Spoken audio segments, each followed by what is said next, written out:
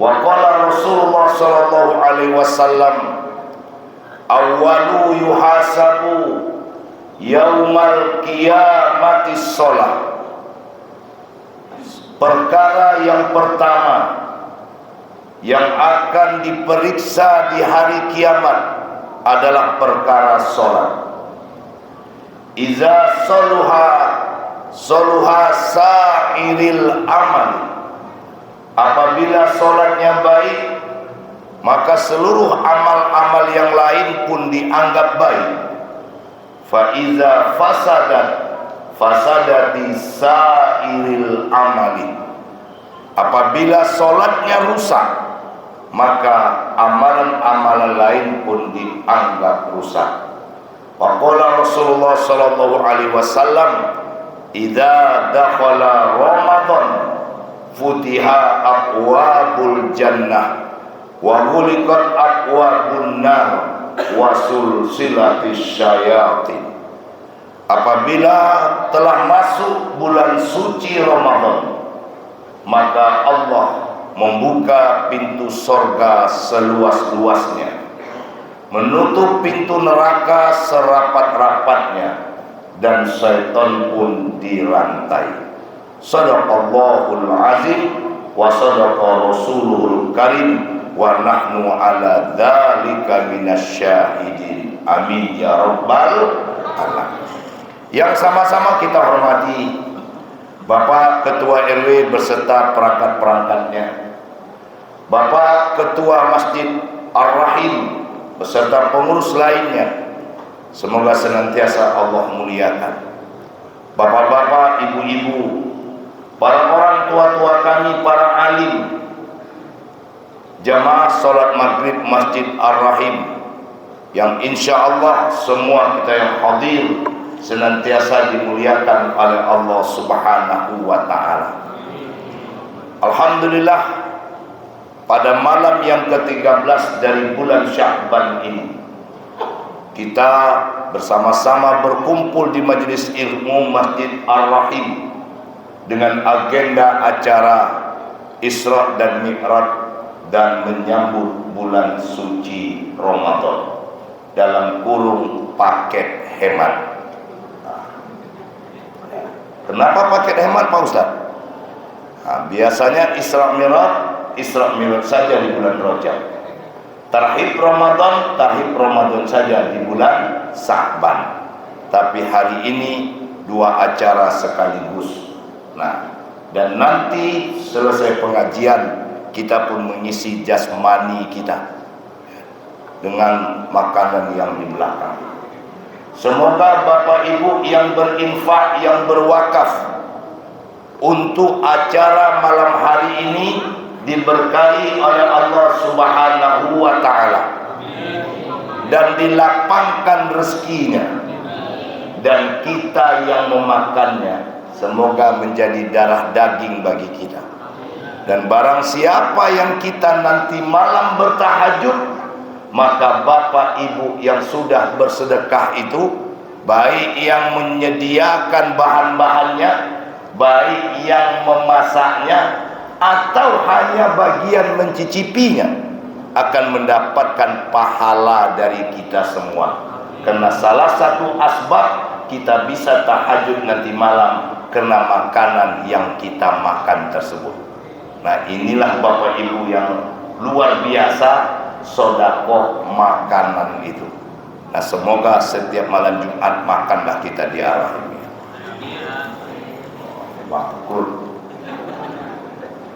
Berselawat kita kepada Nabi kita Muhammad sallallahu alaihi wasallam. Allahumma shalli ala Muhammad wa ala ali Muhammad.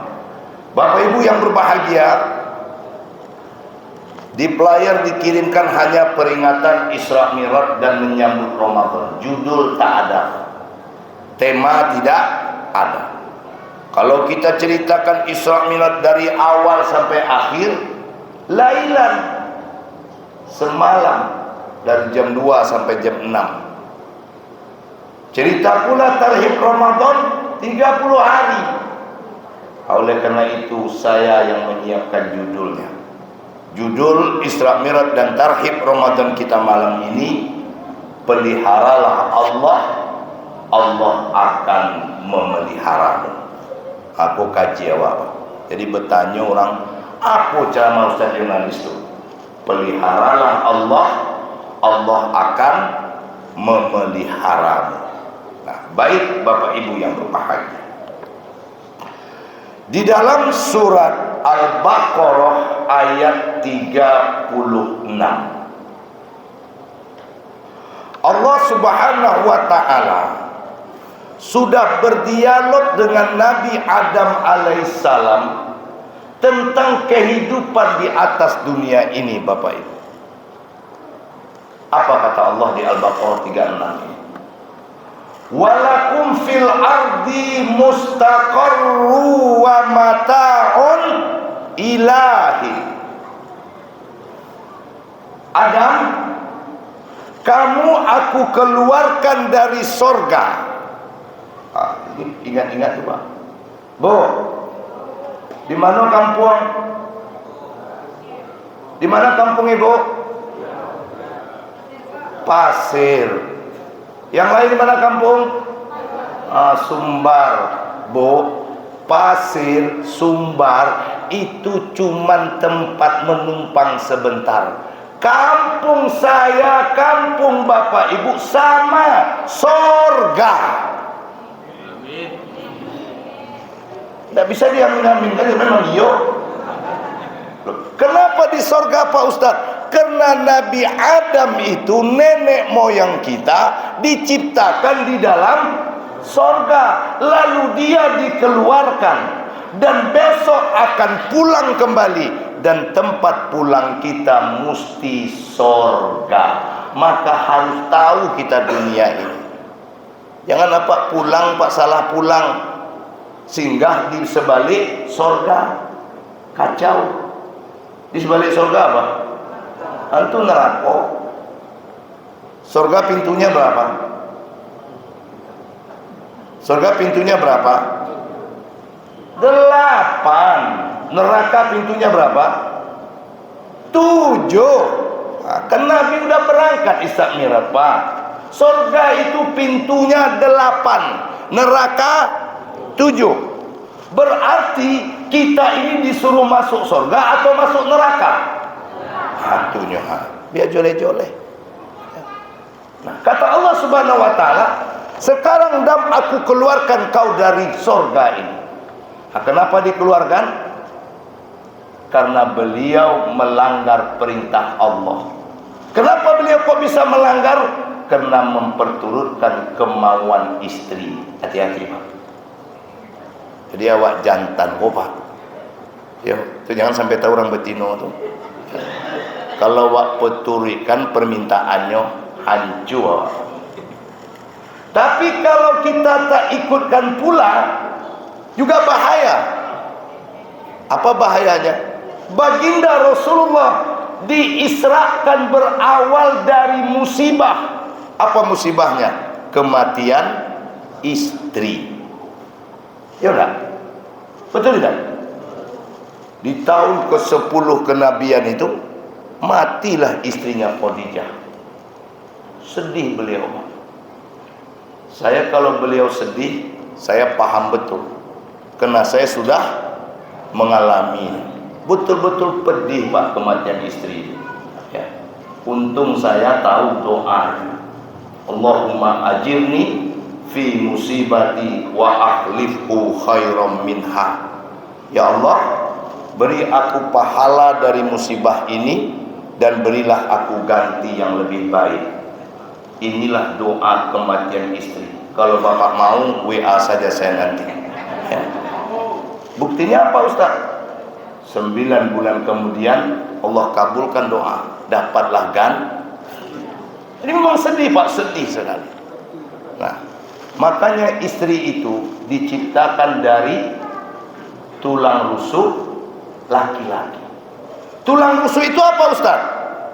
Itu makna majazi Pak. Betino kok kalau dikorekan patah. Tapi kalau lambui-lambui kan dimakannya awak. Oh gawat betino Pak. Ya. Jadi jangan sekali-kali dikeraskan, jangan sekali-kali dimain-mainkan. Ya, proporsional saja terhadap istri. Dan mereka itu ladang amal. Ada 5 Pak, ladang amal kita kepada istri. 1, bawa istri jalan-jalan. Bawa istri jalan-jalan. Itu pahalanya besar Pak. Mengimbangi sholat sunat itu. Jadi kalau apa payah sembahyang sunat, bawa jo istri raun, pahalon.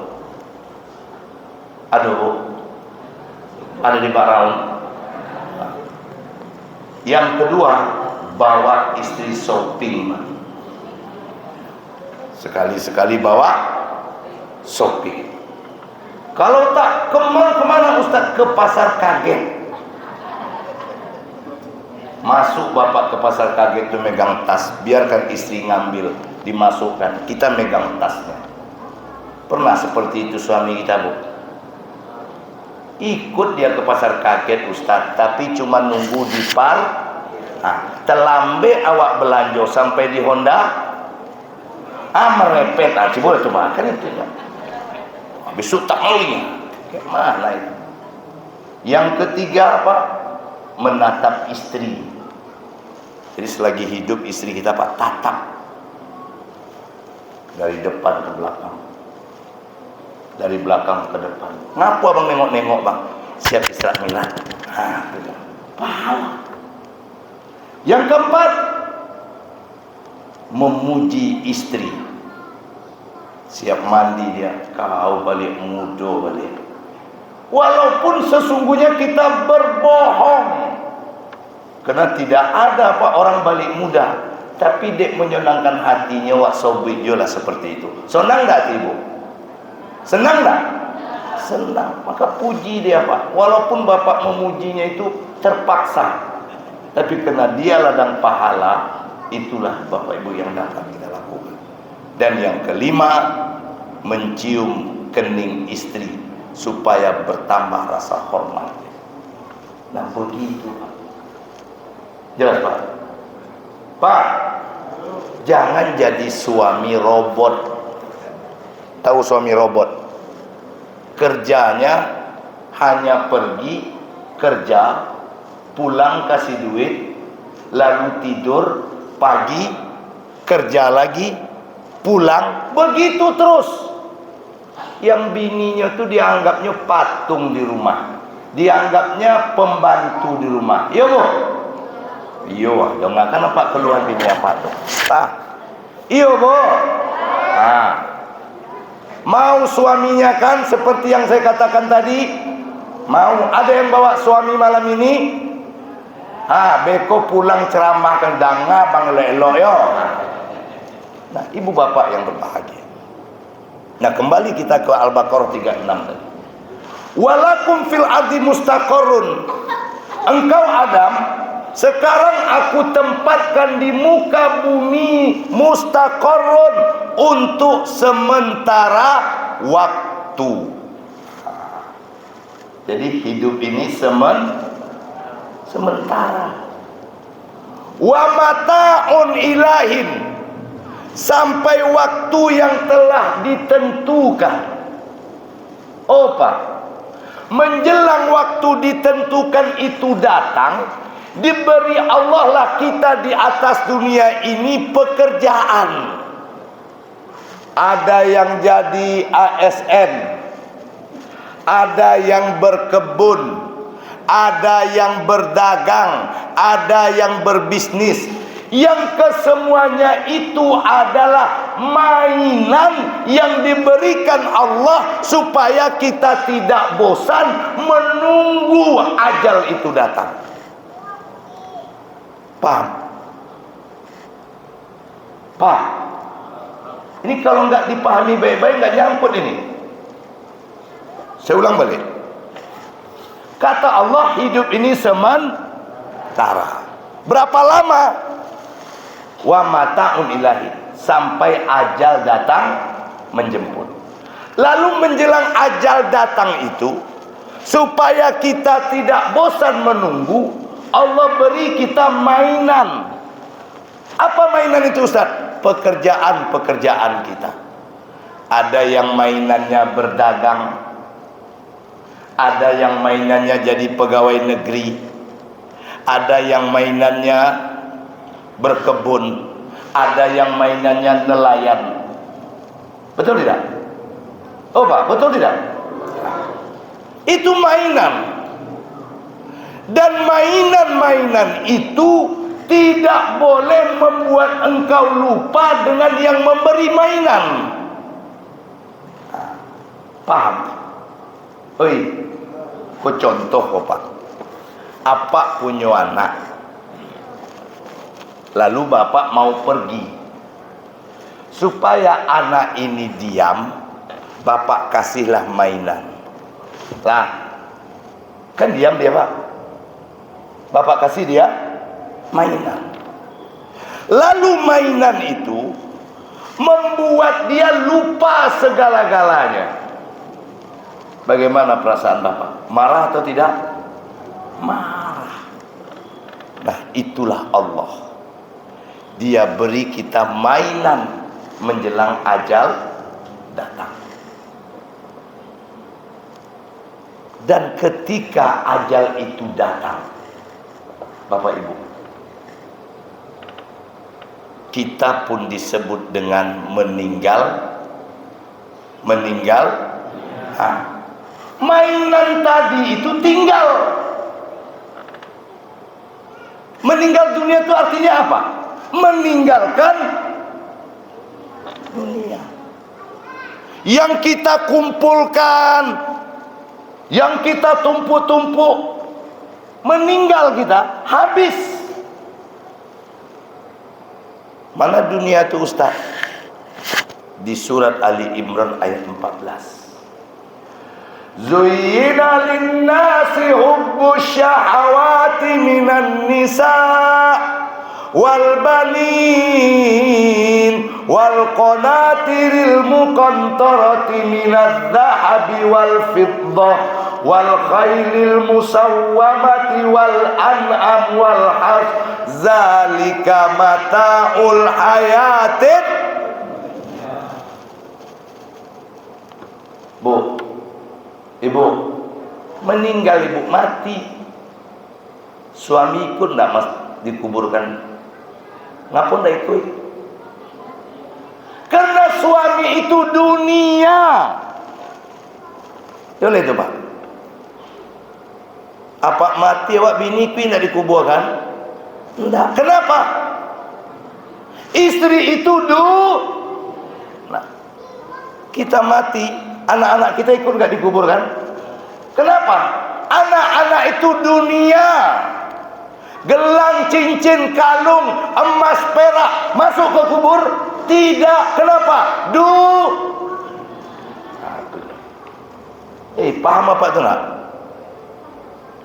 Tinggal semuanya. Dan yang boleh ikut bersama kita ke dalam kubur itu hanya 3 saja. Satu namanya kain kafan. Dan yang lebih dahsyatnya Pak, ternyata kain kafan orang kaya, kain kafan orang miskin, kain kafan gubernur, kain kafan rakyat, kain kafan pejabat, semuanya sama Pak, sama-sama dari petugas BSK. Di situ apa namanya Pak RW? Sama-sama dari BSKM. Meninggal Bapak, datanglah orang BSKM ngamantang kapan itu. Bapak kaya raya. Tidak akan terjadi Pak, ada orang kaya bilang sama ketua BSKM, "Oh Pak Ketua, orang tua kami sudah meninggal, tidak perlu bawa kain kafan ke rumah, karena kami sudah membeli kain yang bagus, kain yang mahal untuk membalut jenazah orang tua kami." Pernah tidak terjadi itu Pak? Pernah tidak? Dan tidak bakal terjadi. Kenapa? Karena orang tak sayang lagi sama kita. Kenapa tak sayang? Karena ruh kita sudah diambil oleh yang punya. yang tinggal hanya dan kita pun sudah berubah nama menjadi mayat. Ini renungan kita malam ini. Bu, suami ibu mau tidur dekat ibu, kata ibu karena ibu cantik. Enggak, karena ibu hidup. Kalau ibu mati, mau enggak bapak tidur dekat dia, Pak? Jangan golak, kalian renungkan aja lah. Kok sadokan digolakkan? Pak, rancak bini awak tuh Pak putih ya, mati dia. Mau enggak kita tidur dekat dia? Enggak. Kenapa tidak? Karena dia sudah jadi mayat. Kenapa kok jadi mayat? Ruh sudah diambil oleh Allah. Jadi yang membuat kita berharga ini apa? Pak, yang membuat kita berharga ini apa? Ruh. Karena ruhlah kita berharga, Pak, bukan karena yang lain. Lah, joleh itu, Pak. Dan mayat itu semuanya menjadi satu. Jurnalis ruhnya pergi jadi mayat. Pak Ketua pergi jadi mayat. Pak Camat mati jadi mayat. Apa buktinya Pak Ustadz? Acenggol apa? Mati Pak Ketua kok. Atau enggak letak kurang, tapi saya lah mati jurnalis kok. Saya pun dibaringkan di tengah rumah sebentar. Menjelang persiapan pemandian siap. Begitu tempat mandikannya itu sudah selesai, saya kan di tengah rumah ini. Bapak-bapak mengiringi saya. Apa kata ketua BSKM itu?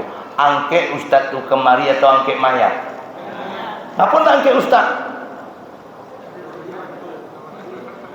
Hah? Oh Pak, apa salahnya angke Ustadz kok kemari wak mandi le? Nggak ada, berubah, angkatlah. Gubernur pun begitu, presiden pun begitu. Angkat mayat itu. Jadi apa kan wak sombongkan itu Pak? Oh Pak, apa yang bakal kita sombongkan? Itu yang saya katakan Pak, hebat lo kadang-kadang ayam pada awak le. Suatu hari anak ayam itu protes Bu dengan induk ayam. Ma, apa? Enak jadi manusia itu. Namanya banyak. Ada jurnalis, ada Anton, ada Ruji, ada Rusli. Pokoknya banyak. Statusnya pun ada ketua, ada Pak Guru, ada camat, ada gubernur. Enak. Sementara kita mak, nama kita cuma 3. Aku anak ayam, apa ayam, ama, induk ayam, 3 ya. Bapak Ibu mendengar protes anaknya, apa kata induk ayam Bapak? Tenang nak. Manusia itu namanya banyak karena mereka hidup. Begitu mereka mati, semua menjadi satu, mayat. 5 huruf Pak. Mayat. Beda dengan kita nak. Kita memang waktu hidup namanya cuma 3. Tapi percayalah, kalau kita mati, nama kita beribu-ribu nak. Kau mati dipotong kemudian digoreng, lalu kau dipukul-pukul nak, maka namamu, nah kan tahu Pak Ibu tuh. Kau dipotong, dimasukkan ke kuali, kemudian dikasih santan, dikasih langkok-langkok, namamu apa le?